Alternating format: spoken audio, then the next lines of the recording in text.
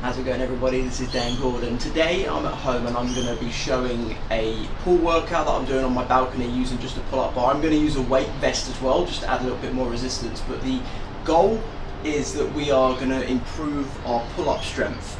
And this is an old school Soviet technique, or let's say method, that I first saw from, can't remember his name, but some Ukrainian dude on YouTube that was absolutely ripped as fuck. And I've tried it and it works, and it's using a method essentially called greasing the groove, whereby you're building strength but not pushing to failure. So a lot of traditional bodybuilding workouts or techniques really emphasize on going to the point that you literally can't do anymore, like pushing beyond your physical limit.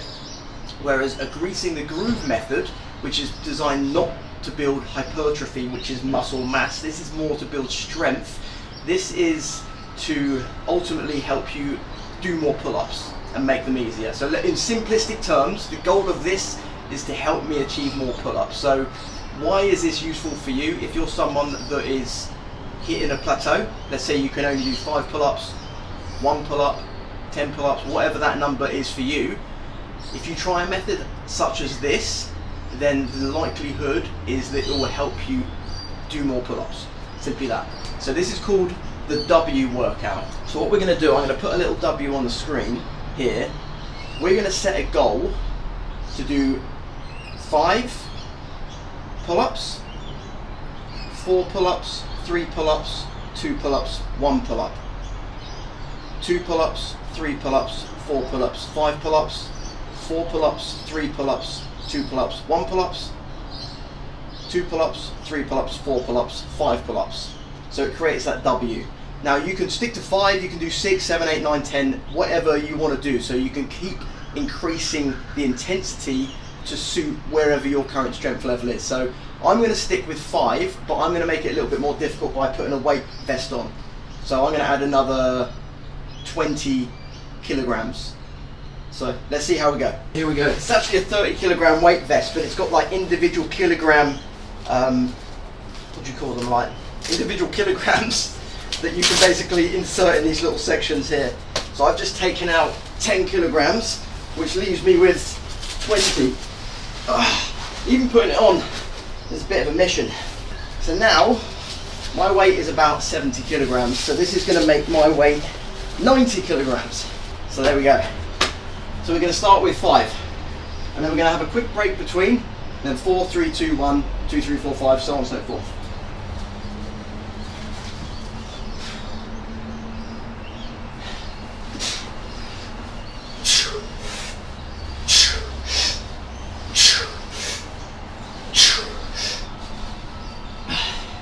So it's a quick break between.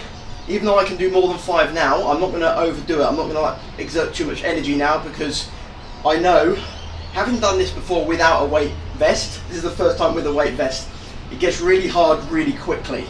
So, okay, quick break. I reckon you want to break between 30 to 60 seconds, like gauge on how you feel. I'm going to go about 30 seconds. I'm going to keep it quite intense. Shouldn't take any more than like 20 minutes, this total workout. Okay.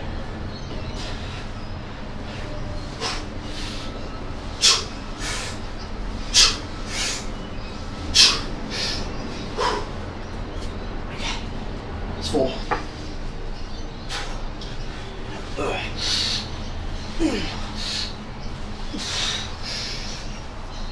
It starts off relatively easy compared to how it gets, because you think, alright, 5, 4, 3, 2, 1, it kind of gets easier doing those pull-ups, but then as the fatigue starts to kick in and then you start having to even increase by even just 1, you'll notice how much tougher it feels. So that was 3, now we're doing 2.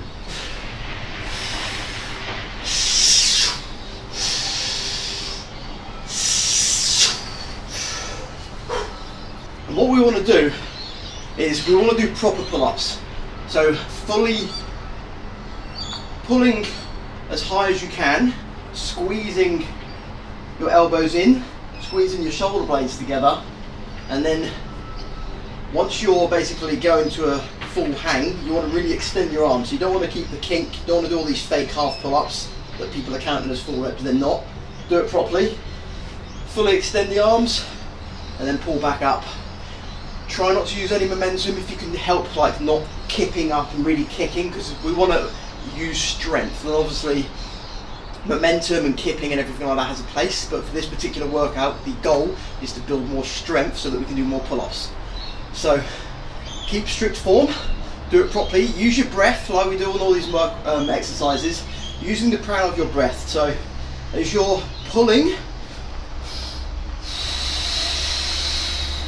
it's when you want to really be using your breath to almost power you.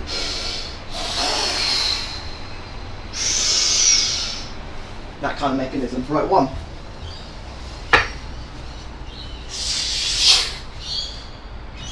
So that's the first line done, that's the first part of the W done. Next, we're going to do 2.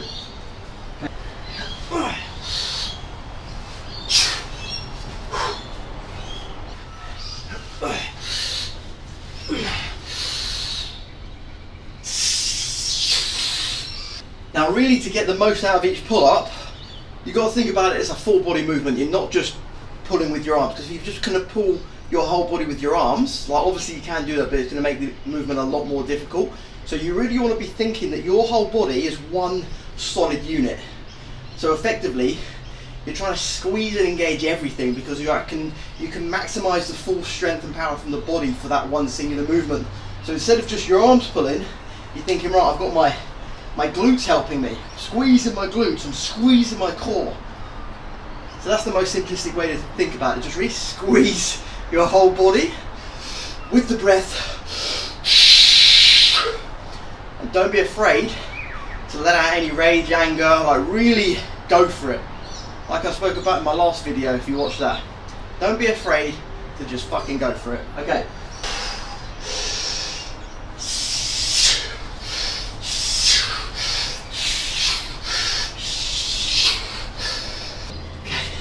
That was 4. So already, I'm definitely starting to feel a little bit more fatigued and tired now.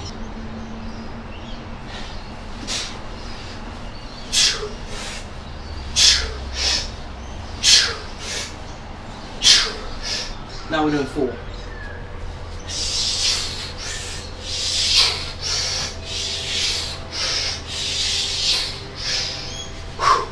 So already, I'm definitely starting to feel a little bit more fatigued and tired now. And that was 4. We're not quite there yet, we've just got over halfway. We've got a little bit more to go.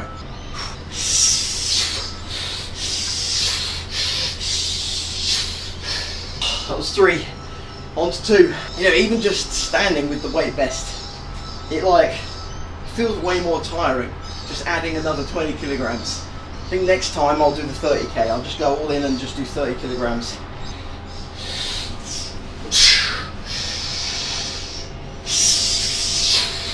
So, you might be wondering, okay, what's the best grip for pull-ups?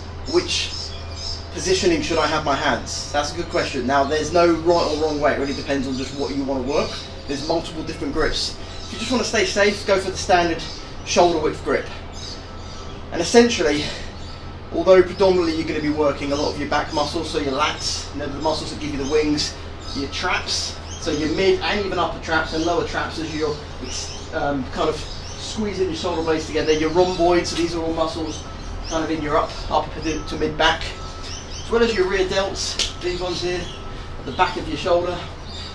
Obviously you're also going to work your biceps, work muscles in your forearms, as well as your stomach muscles and your obliques, so your rectus abdominis, so the main abdominal muscles that you see. You're going to work the obliques, which are the side muscles. You're going to work your serratus anterior, which are also called like the boxing muscles. They're the ones that kind of pop out just underneath your chest. So basically, in a nutshell, you're pretty much working your whole body. Yeah, you're not going to be smashing your legs like you would with a squat, but it's a full body movement, and if you treat it like that, as I said before, really just engage every part of your body through the movement, you're going to get the most out of each rep. As I was saying before, when it comes to your pull-up grip, for this one I would stick to just a neutral grip, shoulder width apart. But if you want to emphasize more, for example, on just using your biceps, you can do a reverse grip like this, like a chin-up grip that they call it. And even if you went super close like that, you're going to find that you're pretty much doing a bicep curl with your whole body. That's why you see a lot of gymnasts, a lot of calisthenics athletes, a lot of people that do a lot of weighted pull-ups in particular have really amazing biceps. Okay, we're going to go for 2 now. Okay, we're getting there.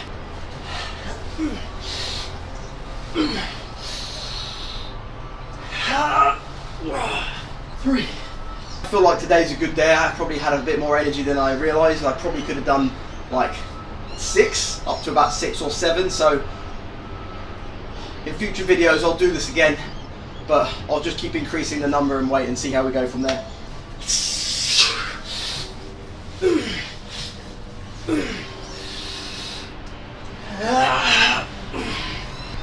As you can see on the last rep there, definitely for the last few reps that I've been doing, I've been struggling on that last one, and it's alright if you just pause at a dead hang, don't give up, and just do it.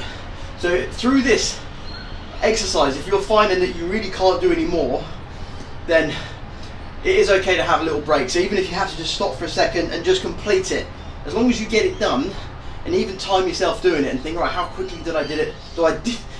How quickly did I do it the first time I tried? And then try and beat the score. So there's actually a few different ways you can do it. You can either add weight or do it for time. Maybe reduce the amount of time that you break. Maybe start by resting a minute or 2 if you're really completely new to this. And then as you get fitter and progressively stronger, have a lesser and lesser break. Final one.